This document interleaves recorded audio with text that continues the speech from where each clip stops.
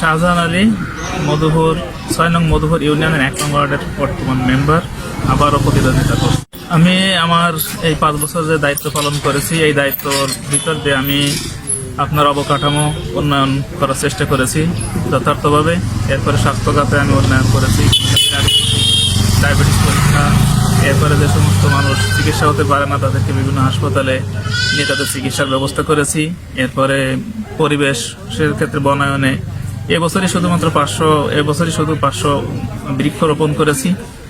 এছাড়াও শিক্ষা খাতে শিক্ষা উপকরণ এগুলো আমি বিতরণ করেছি শিক্ষা প্রতিষ্ঠানগুলোতে।